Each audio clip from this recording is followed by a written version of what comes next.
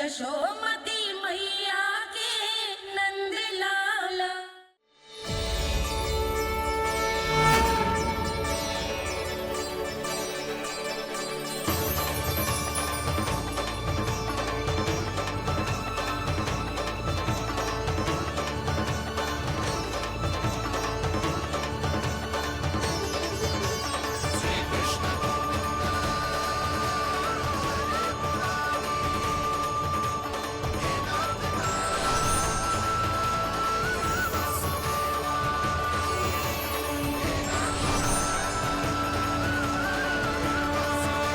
कुछ वरन आया हुआ मसूर।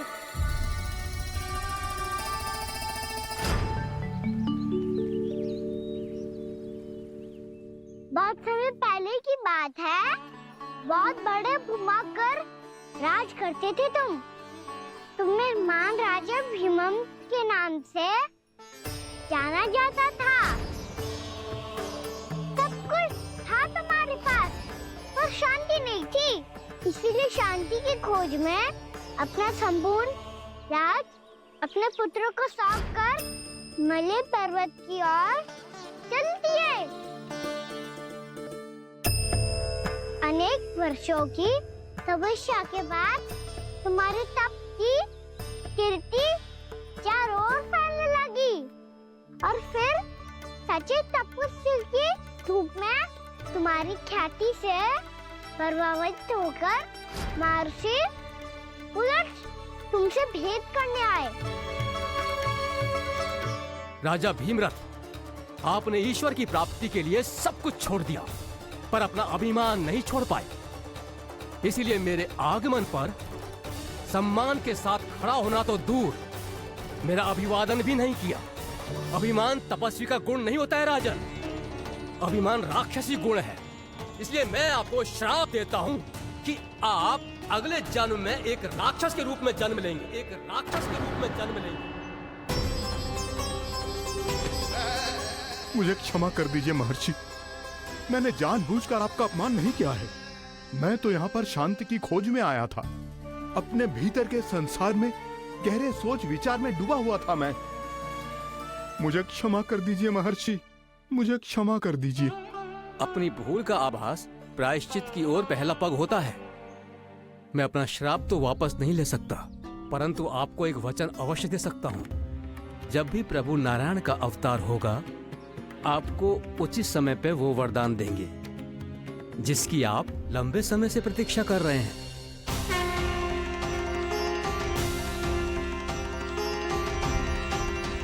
प्रभु, आपने मेरी आंखें खोल दी। अब मुझे पता चल गया है कि आप कौन हैं और मैं कौन हूँ। इसलिए आप मुझ पर कृपा करके अपने चरणों में स्थान दे दीजिए। मुझे वो शांति प्रदान कीजिए जिसकी खोज में मैं वर्षों से भटक रहा हूँ। शांति तो मोक्ष में ही है, इसीलिए मैं तुम्हें मोक्ष का वरदान देता हूँ।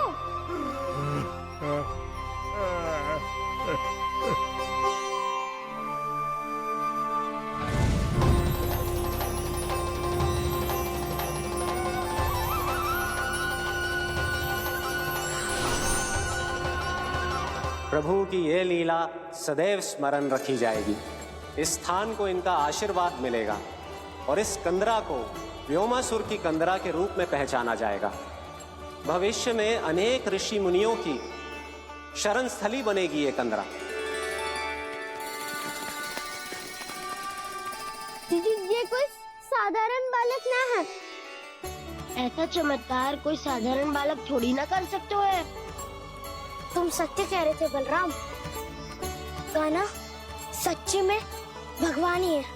तभी तो सब देवता इसे बसाने और इसकी ओर से युद्ध करने आते हैं। तुम सब ऐसे आंखें फाड़ के क्यों देख रहे हो मुझे?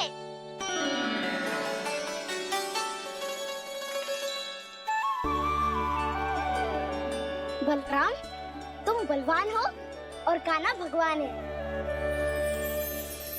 दूर दूर तक कोई दिखाई ना दे रहा है। ना जाने किस हाल में होंगे बालक। कहीं हम ही तो मार्ग ना भटक गए शीघ्रता के चक्कर में। अब तो एक पग भी ना चलो जा रहे हो। जल, किसी के पास जल है क्या? कंठ तो मेरा भी सूख रहा है मौसी। भाभी, निकट ही जमुना जी है, कहूँ तो वहाँ से जल ले आओ। मैं भी जा रही हूँ भाभी, एक से भले दो। हाँ चल, शीघ्रता से आओ। हाँ।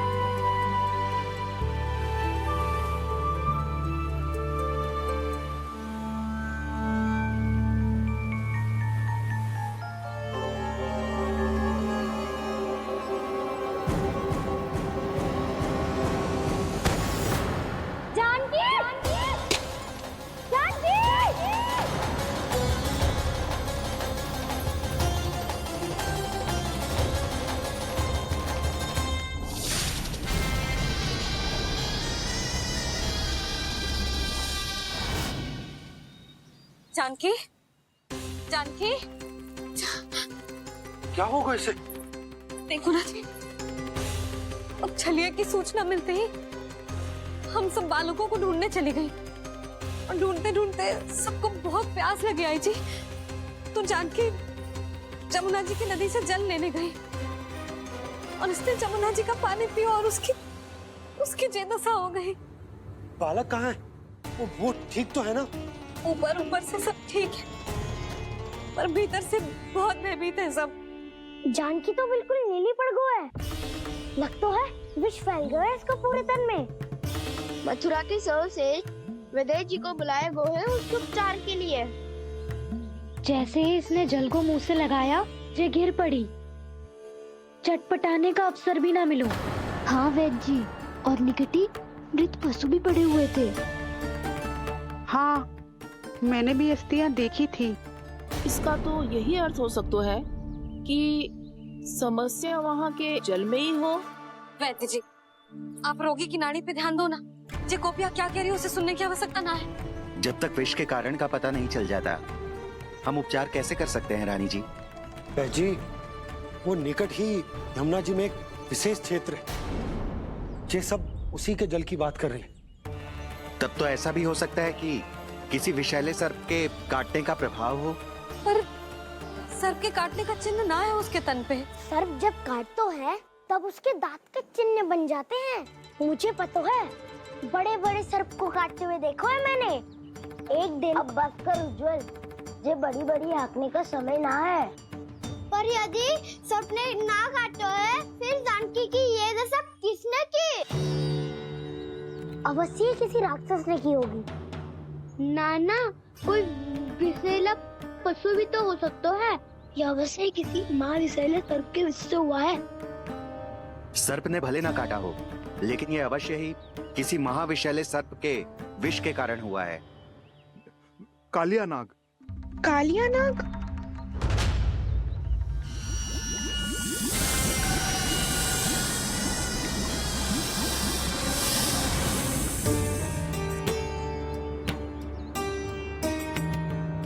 संकेतों से तो ऐसा लगता है कि जानकी ने कालिया नाग के क्षेत्र के विशाला जल पी लियो है। कालिया नाग एक लोक श्रुति है, कल्पना में गढ़ी हुई एक कथा, और कछु न है।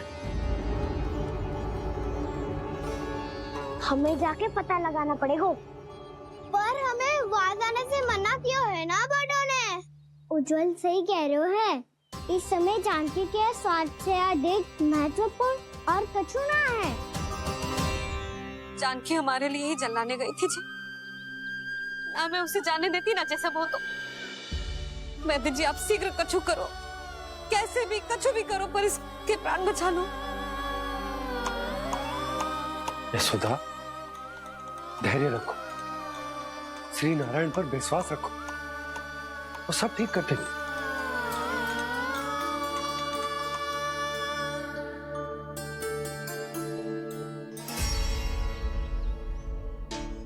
विष की काट की मेरे पास जितनी जड़ी बूटी थी मैंने सब अर्क बना के पिला दी, पर इसकी दशा में अभी तक कोई सुधार नहीं दिख रहा है। यह अंतिम जड़ी बूटी है, अगर इससे भी चमत्कार नहीं हुआ तो फिर जो नारायण की इच्छा।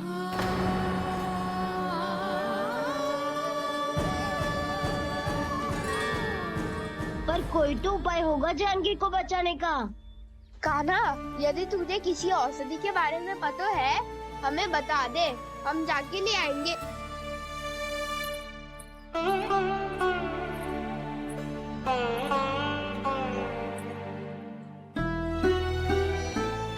हे नारायण, हे प्रभु, मेरी जानकी के प्राण बचा ले प्रभु। या तो मैं अपने आप को कभी क्षमा न कर पाऊंगी। ये सारी मेरे ही कारण बनाई थी। उसकी रक्षा करो प्रभु, मेरी पुकार सुनो। कान्हा, तूने हमें वत्सासुर से बचाया था ना? और बकासुर से भी तो। और छलनी से भी तो तूने ही बचाया था ना हमें? क्या ऐसा कोई उपाय ना है जानकी को बचाने का? धन्वंतरी,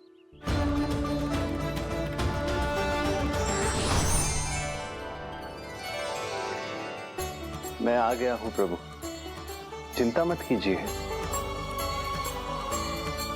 आपके आदेश का पालन अवश्य होगा। यशोदा मैया,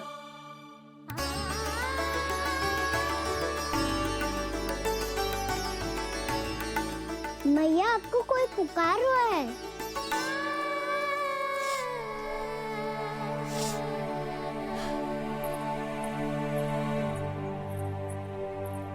चिंता मत करो मैया, अब धन्वंतरी जी आ गए हैं और सब संभाल लेंगे। धन्वंतरी जी कौन है? जिन्होंने संसार का आयुर्वेद दिया, आरोग्य के देवता, वे श्री नारायण के अवतार।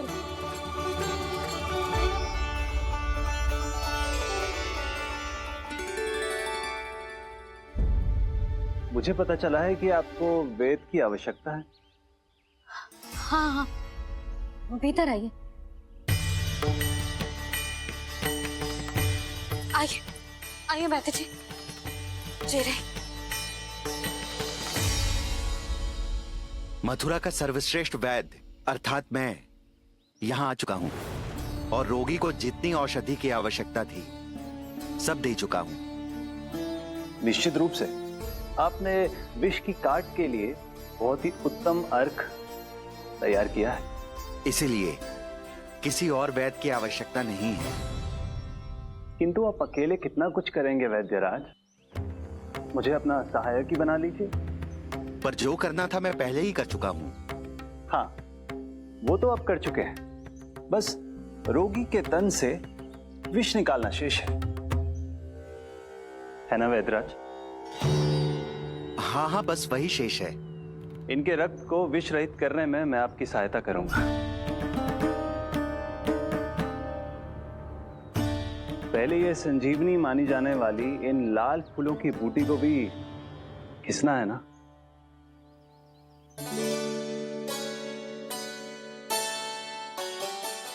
हाँ हाँ, तुम सही कह रहे हो, इसे अच्छे से घिसो।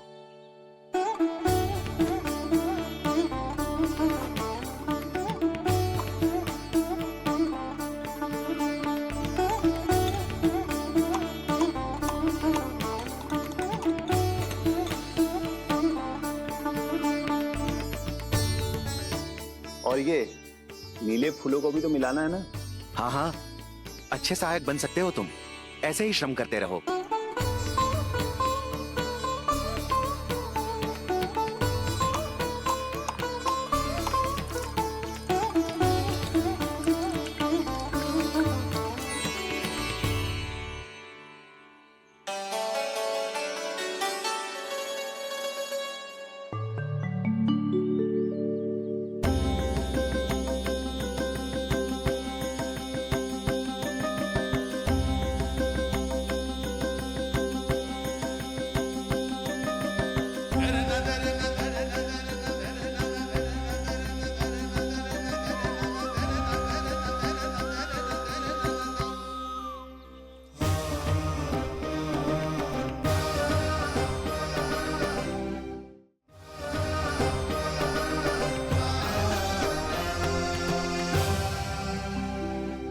जानकी स्वस्थ तो हो जाएगी ना धन्वंतरी जी?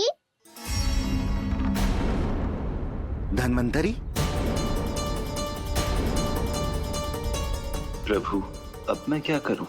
आपने तो स्वयं ही मेरी पहचान उजागर कर दी।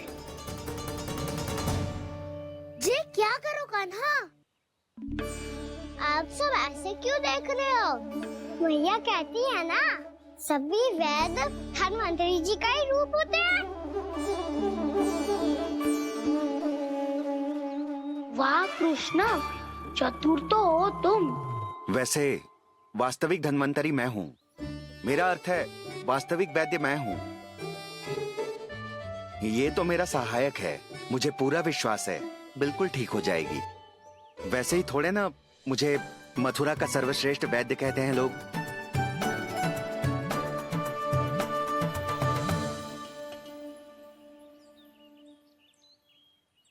जसोदा भाभी,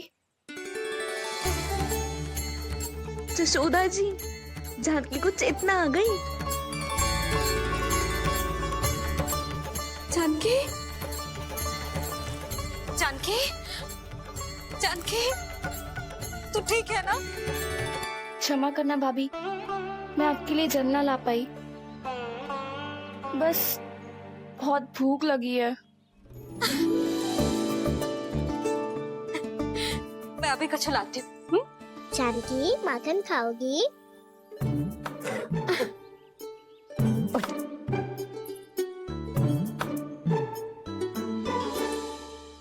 आजा, तू ही खिला दे लल्ला।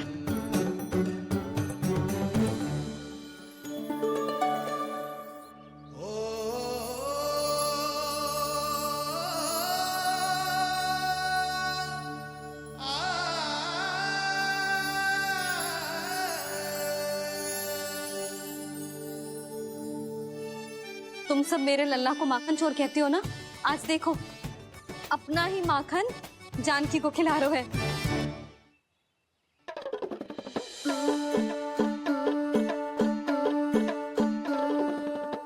थोड़ा और विश्राम कर लो। सदैव तुम हम सबकी सेवा करती हो, आज मैं तुम्हारी सेवा करूंगा। जानकी की जिद ऐसा तब हुई जब जय यशोदा काकी की सेवा कर रही थी, और अब देखो स्वयं भगवान ही इसकी सेवा कर रहे हैं। जानते हो इससे क्या सिद्ध होता है? जो भी यशोदा मैया की पूजा करेगा, अर्थात अपने माता पिता की सेवा करेगा, उनके साथ सम्मान से व्यवहार करेगा, ईश्वर स्वयं उसका ध्यान रखेंगे। कभी धन्वंतरी के रूप में तो कभी स्वयं कान्हा के रूप में। भक्त और भगवान का देखो कैसा ये अनुराग, स्वयं करे सेवा प्रभु, अद्भुत गोपी का भाग्य। प्रभु इन सब पृथ्वीवासियों से कितना घुल मिल गए हैं। ना तो ये प्रभु को भगवान मानते हैं और ना ही प्रभु अपने आप को इनसे सर्वश्रेष्ठ समझते हैं। अपने आचरण से ये सिद्ध कर रहे हैं कि ये सभी में हैं और सभी इनका ही अंश है।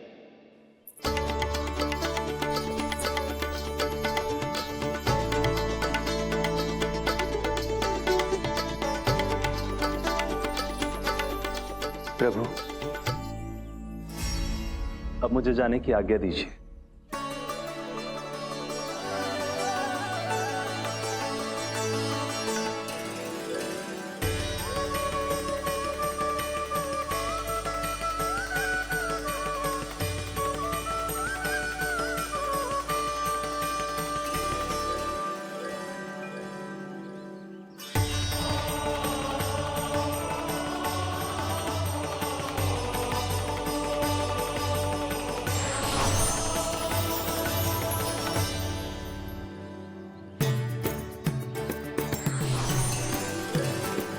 कान्हा ने तो सच्ची में धन्वंतरी जी को बुला लिया था।